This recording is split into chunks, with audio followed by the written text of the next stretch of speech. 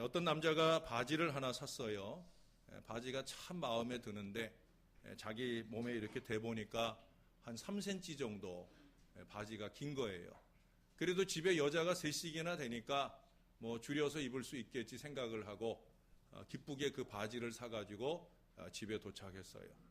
그 바지를 옷걸이에 걸어서 거실에다 갖다 두고 아내에게 갔습니다. 여보, 내 바지 하나 샀는데 3cm만 줄여줘 했더니 이 아내의 반응이 냉담한 거예요. 조금 실망한 마음을 가지고 이번엔 장모님한테 갔어요. 장모님, 제 바지 좀 3cm만 줄여주세요. 근데 그때 마침 장모님은 연속극에 몰입해 계시느라고 시간이 없다는 거죠. 무척 화가 나가지고 거실로 나왔더니 마침 딸을 만나게 되었어요. 이 딸은 벌써 아버지가 안에서 하는 얘기들 다 듣고 상황을 파악하고 아버지가 말도 꺼내기 전에 먼저 말합니다. 아버지, 저 지금 나가봐야 돼요. 죄송해요. 그러고 그냥 휙 나가버렸어요. 여자가 셋씩이나 되는데 이거 하나 줄여달라는 걸 못하나 싶은 마음이 들어 화가 나가지고 열불이 나가지고 그래서 이거 내가 들어오기 전까지 꼭 줄여놔! 라고 큰 소리를 치고 그리고 문을 쾅 닫고 나가버렸습니다. 남편의 이 반응을 보고 아내가 아차 싶어가지고 바지를 가지고 안방에 들어가서 3cm 줄여가지고 다시 있던 자리에다 걸어놨어요. 마침 연속극이 끝난 어머니께서도 이 사위의 말이 미안해가지고 다시 나가서 그 바지를 갖다가 3cm 싹둑 잘라가지고 또 잘 해서 걸어놨어요. 저녁 늦게 딸이 들어왔어요. 들어오자마자 눈에 바지가 띄어요. 미안한 마음이 들어서 다시 자기 방에 들어가서 3cm 싹둑 잘라가지고 걸어놓으면서 그러더랍니다. 이 바지 보면 아빠가 기뻐하실 거야. 기뻐했을까요? 술 한잔 걸치고 들어온 아버지가 그 바지를 보고 줄여놓은 것 같아서 입었더니 바지가 어디쯤 와 있을까요? 7부 바지가 돼버려가지고 그 바지를 입고는 더 화가 나가지고 그날 그 가정에 큰 불상사가 생겼다 하는 그런 이야기입니다. 줄이기는 줄였지만 그들은 기회를, 아니 시기를 놓쳤다라고 말할 수 있을 겁니다. 예수님의 포도원의 비유에 보면 예수님이 그 비유 속에서 아버지가 두 아들에게 말씀하셨어요. 얘들아, 포도원에 가서 일 좀 하자. 큰아들은 예 아버지 제가 할게요 했는데 나중에 가가지고 뭐 다른 일이 생겼는지 오지를 않았어요. 둘째 아들은 안 돼요, 딴 일 있어요 하고 나가더니 나가가지고는 마음에 자책이 되어서 뒤늦게라도 와가지고 포도원의 일을 도와주었다 하는 비유의 말씀을 합니다. 물론 이 둘째 아들은 뒤늦게라도 자기에게 주어진 기회를 놓치지 않아서 다행이지만 사랑하는 여러분, 어떤 경우 어떤 일들은 우리에게 마지막 기회로 주어지는 것일 수 있습니다. 어쩌면 나이가 더 들어서 할 수 없게 되든지 아니면 더 바빠져서 할 수 없게 되든지 지금이 나에게 주어진 최적의 기회인데 불구하고 그 기회를 놓치게 되는 경우들이 많이 있다는 거예요.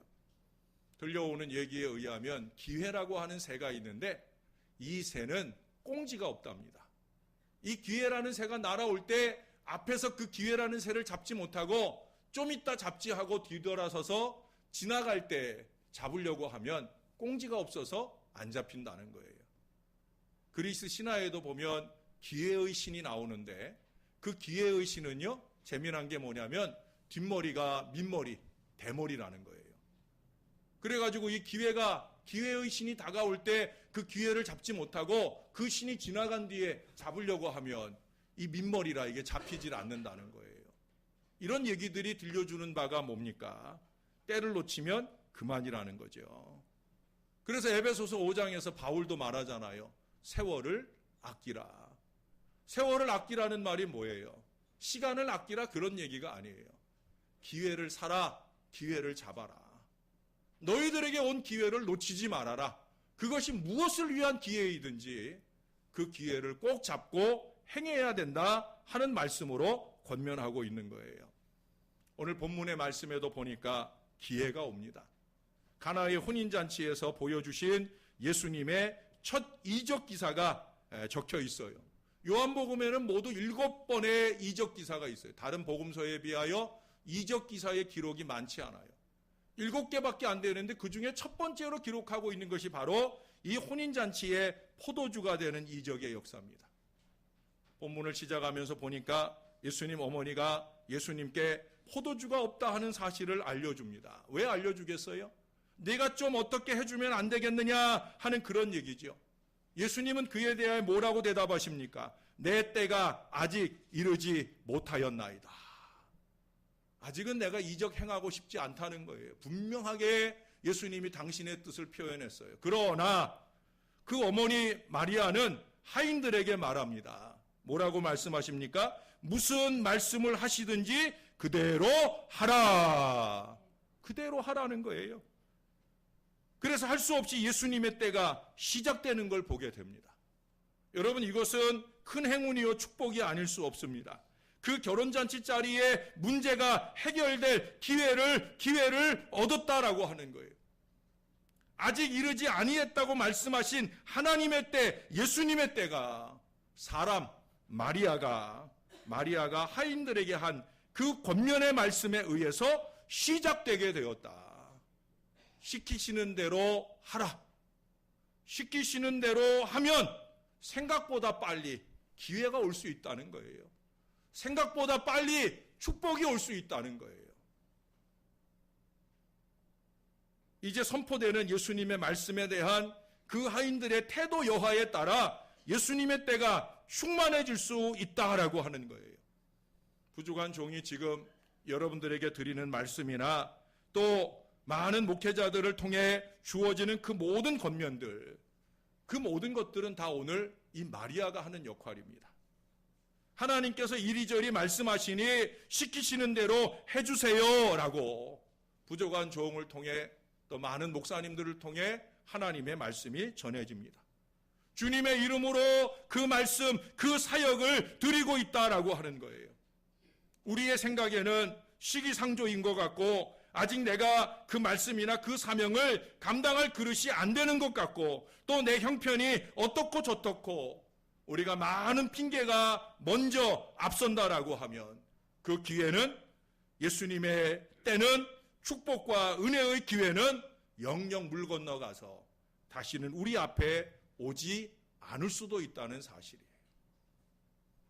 오늘 예수님 어머니의 말씀을 따라 이 하인들이 예수님 말씀대로 하지 않고 그들의 생각과 어리석음대로 행했다고 하면 포도주를 은혜롭게 마시는 역사를 보지 못했다는 거죠.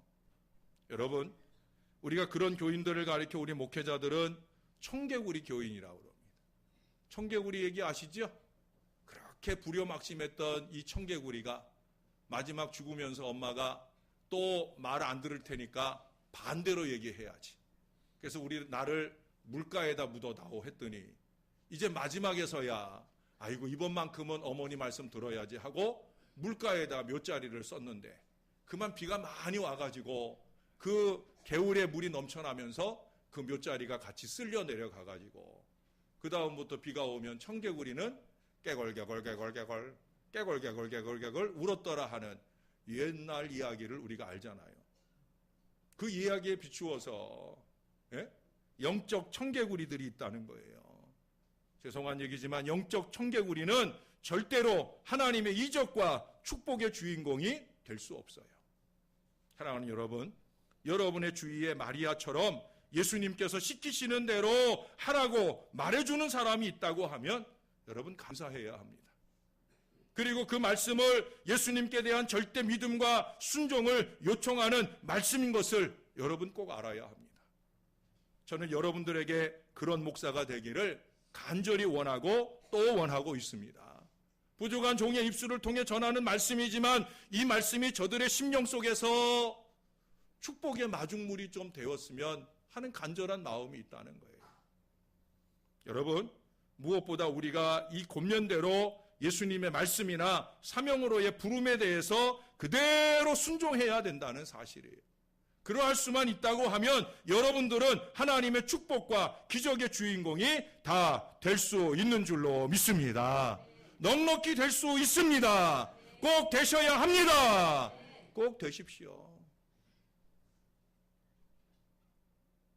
언제까지 예수 안 믿는 사람들 앞에서도 난 참 복도 지지리도 없다는 말을 부끄러움도 없이 할 수 있겠습니까? 언제까지 그렇게 살겠습니까? 이제는 떨치고 일어나 내가 주의 말씀대로 행했더니 주님이 내게 이러이러한 축복과 은혜를 주시더라. 이 믿음의 간증과 역사가 나타나야 되지 않겠습니까? 자, 그러면 오늘 제자들이 예수님의 말씀에 대하여 이 하인들이 어떤 모습을 나타내는지 예수님 말씀을 보겠습니다. 6절에 보니까 예수님께서 정결 예식을 따라 두세 통 드는 돌 항아리 6이 놓였는지라. 예수께서 그들에게 이르시되 항아리에 물을 채우라 하신즉 아귀까지 채우니. 할렐루야, 할렐루야. 손 씻을 물을 담아두는 항아리, 이 항아리의 크기는 120리터나 들어가는 항아리. 이때 당시의 양동이로는 두세 통이면 채워지지만 오늘날에 우리가 석유통 같은 통을 가지고 채우려면 6통 정도는 갖다 부어야 아귀까지 채워지는 거예요. 이 항아리를 옮길 수 없어요. 이 항아리는 돌 항아리예요. 그 자리에 그렇게 놓고, 정결 예식이라는 건 뭐냐면 손님들이 잔치에 들어올 때 그 돌 항아리에 있는 물을 떠가지고 잔치에서 음식을 먹어야 되니까 음식을 먹기 전에 손을 닦는 거예요. 그러니까 그 잔치 안에 들어온 사람들은 지금 이 항아리 안에 있는 물을 떠가지고 다 손 닦고 들어간 거예요. 그래서 이 항아리는 지금 비어 있을 거예요. 손님이 많이 올수록 이 항아리는 더 많이 비어 있을 거예요. 그런데 지금 예수님께서 그 항아리 6개에다가 물을 채우라는 거예요. 그것은 꽤 힘들고 시간이 오래 걸리는 일입니다.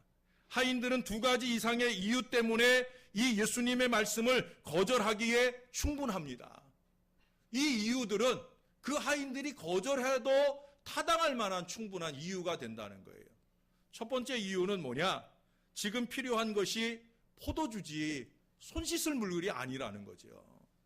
손 씻을 물은 잔치에 들어갈 때 필요한 거지 이미 잔치는 한참 진행됐는데 뭐 따로 손 씻을 물이 필요한가? 하인들의 생각이 그렇게 생각이 미칠 수 있는 거예요. 그러므로 손 씻을 물을 채우고 있는 것보다는 빨리 뛰어가서 포도주를 사오는 일이 더 급하고 더 중요하다고 생각할 수 있다는 거예요. 틀린 생각 아니에요. 아주 타당하고 옳은 생각입니다.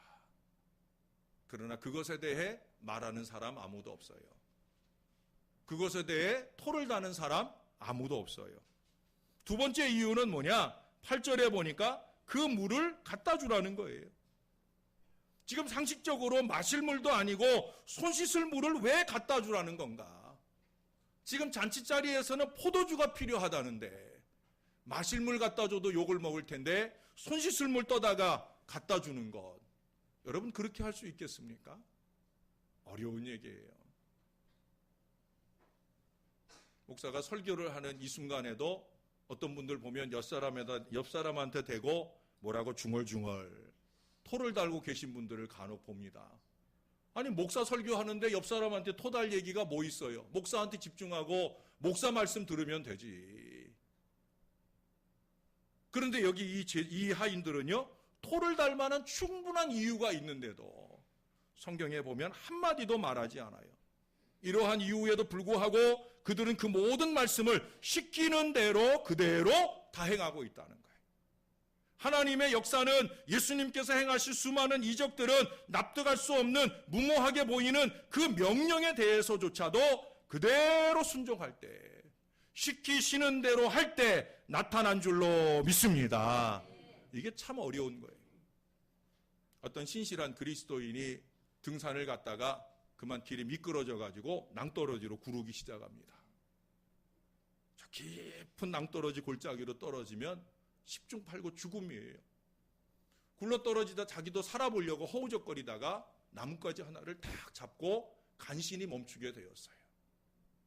나뭇가지가 그렇게 튼튼해 보이지도 않아요. 밑을 내려다볼 겨를도 없어요. 아찔하다는 생각이 들고 그저 위로 하늘을 바라보면서 그는 구름이 휘엄청 지나가는 그 위를 향해 소리칩니다. 살려주세요! 살려주세요. 그 위에 누가 없습니까? 라고 소리쳐 외쳐요. 아무 소리도 안 들려요. 그래도 내가 교회 다니는 사람인데 내가 이 순간에 뭐 하겠다? 기도해야 되겠다. 그래서 외침을 바꿨어요.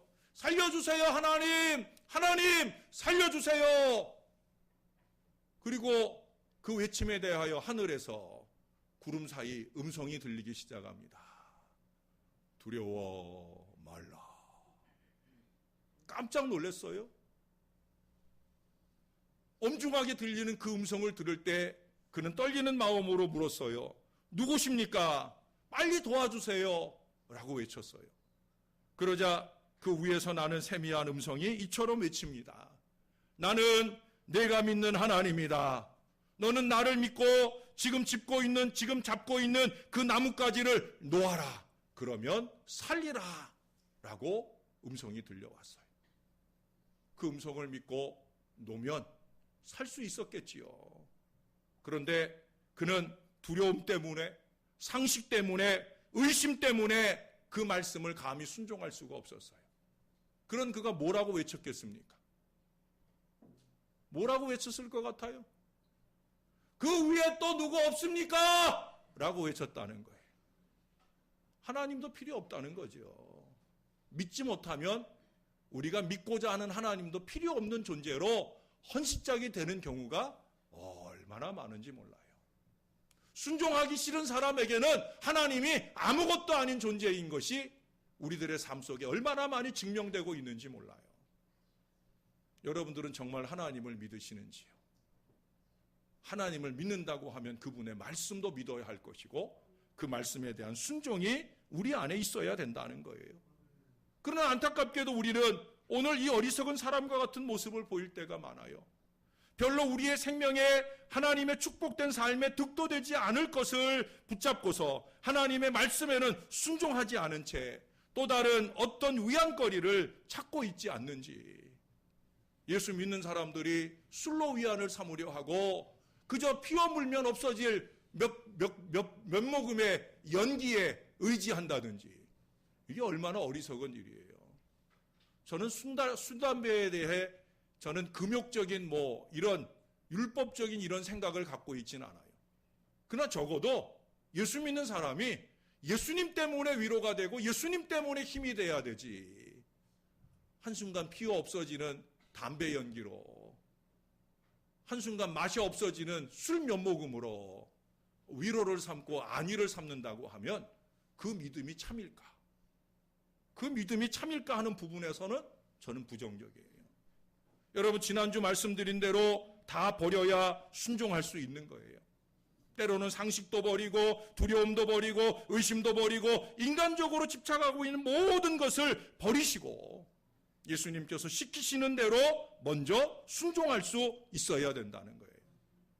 여러분, 아브라함이 본토 친척 아비집을 버리지 않았다면 그가 75살 나이에 그 늙은 나이에 내가 어디로 가겠습니까? 하는 상식적인 생각을 버리지 않았다고 하면 그는 믿음의 조상이 되지 못하고 오늘 우리의 믿음을 유업으로 받도록 안겨주지도 못했을 거예요. 모세도 마찬가지죠. 80세에 자신을 부르실 때 80세예요, 여러분.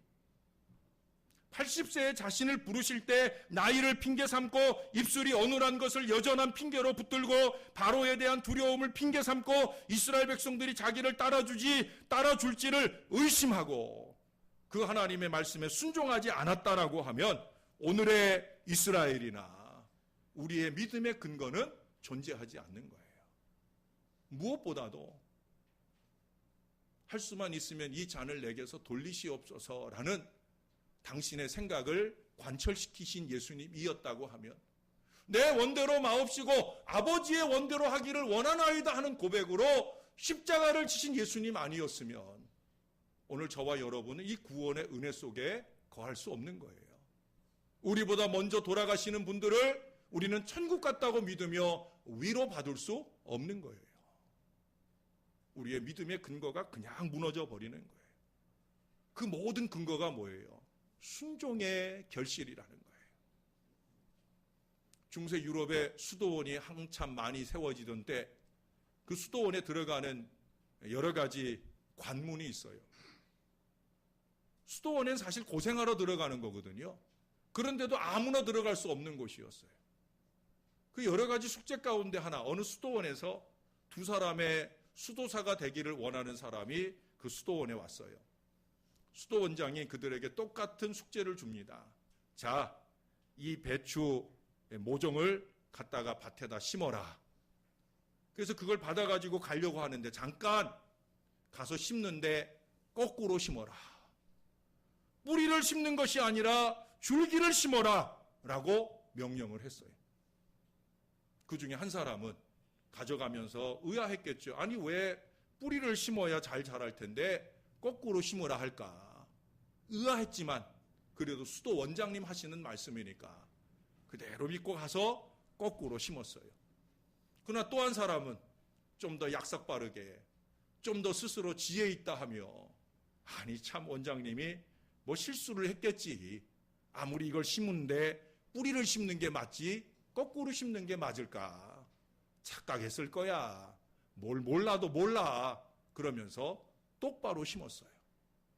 그리고 이제 좀 있다가 원장님이 오니까 팔짱을 딱 끼고 의기양양하게 자기가 잘 심어놓은 그 배추를 바라보면서 자신 있게 원장님 다 심었습니다라고 그렇게 얘기를 하더라는 거예요. 원장님께서 그 후자의 사람에게 이런 말씀을 했답니다. 당신처럼 똑똑한 사람은 혼자 가서 사십시오. 우리가 필요로 하는 것은 선생이 아니라 제자입니다. 선생이 아니라 제자입니다. 아니 그렇게 잘났으면 나가서 선생질하고 사시지 뭐하러 제자 되겠다고 수도원에 들어오려는 거냐라는 준엄한 말씀이에요. 여러분, 어떤 엄마가 바쁘게 일을 하고 있었습니다. 어린 아들이 그 엄마의 곁에서 자꾸 칭얼대면서 말을 씹히는 거예요. 그래서 그 아이에게 얘야 저 의자에 가서 앉아있어. 엄마가 금방 하고 봐줄게. 근데 이 아이가 말을 듣나요? 그래 엄마가 일하다가 계속 성가시니까 안 되겠어가지고 손에 물기를 닦고 이 아이를 데려다가 의자에 앉혔어요. 여기 앉아있어 라고 준엄하게 말씀하면서 앉으라 했어요. 그 아이가 잠시 조용히 앉아 있었습니다. 그리고 조금 있다가 이 아이가 엄마를 향해 이렇게 외치더라는 거예요. 엄마, 저는 겉으로는 앉아있지만 속으로는 서 있거든요? 라고 얘기를 하더라는 거예요. 어쩌면 저와 여러분 많은 분들이 그렇게 하나님을 향해 외치고 있을지 않을까. 내가 겉으로는 서 있지만, 겉으로는 앉아있지만 속으로 나는 서 있는 채 사는 것이 자랑인 사람도 있지 않을까.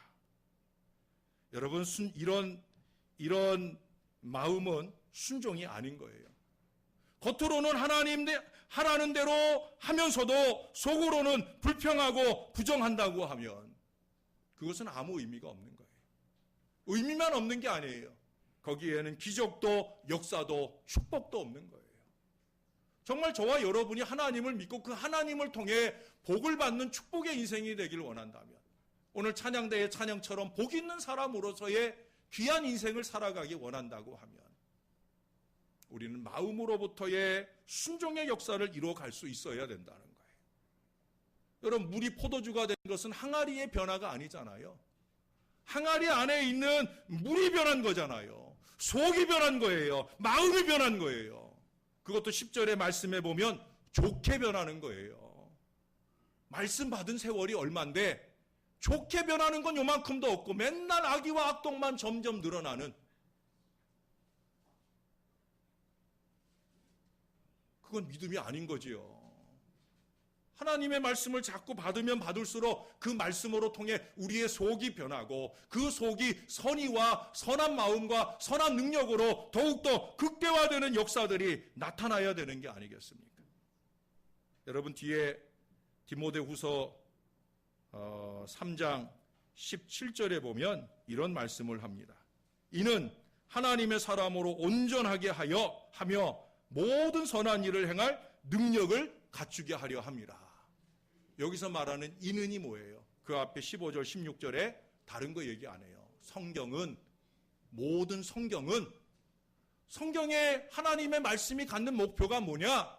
하나님의 사람으로 온전하게 하고 선한 일을 행하는 능력을 갖추게 합니다. 적어도 하나님의 사람이라면 하나님의 말씀을 수없이 받을 때 그 말씀을 통해 온전하게 되고, 온전한 그 일이 뭘 추구하느냐? 선한 일을 추구한다는 거예요. 교회만 다녀서 하나님 사람이 아니라 말씀에 대한 태도가 내가 정말 하나님 사람인가 아닌가를 판명하게 된다는 사실을 잊지 말아야 된다는 거예요. 예수님은 우리의 겉모습을 보고 역사하시는 분이 아니에요. 우리의 마음이 어떠한가? 하나님은 중심을 보시잖아요. 우리의 속사람이 어떠한가? 그 중심을 보시고 감동받으시는 대로 역사를 주신다는 거예요. 사무엘상 3장에 보면 거기 하나님께서 사무엘을 부르시는 장면이 나옵니다. 사무엘이 잠들어 있는 중에 엘리 제사장이 부르는 줄 알고 사무엘아 사무엘아 부르니까 하나님의 부름인 줄 깨닫지 못하고 사람이 부른 줄 알고 그가 그 엘리 제사장에게 가서 말합니다. 예, 제가 여기 있어요. 나 안 불렀는데, 나 안 불렀어. 그 자기가 잠결에 뭘 잘못 들었나 싶어서 다시 가서 누웠는데 잠이 막 들으려고 하는데 또 사무엘아 사무엘아 부르는 거예요. 그렇게 3번을 반복하고 갑니다. 누가 부른다고 생각하고 가는 거예요? 하나님이 부른다고 생각하고 가는 게 아니에요. 그때까지는 사람이 부르는데, 엘리 제사장이 부르는데, 그 부를 때마다 반복될 때마다 그는 일어나서 달려가서 그 부름에 대답을 했다고.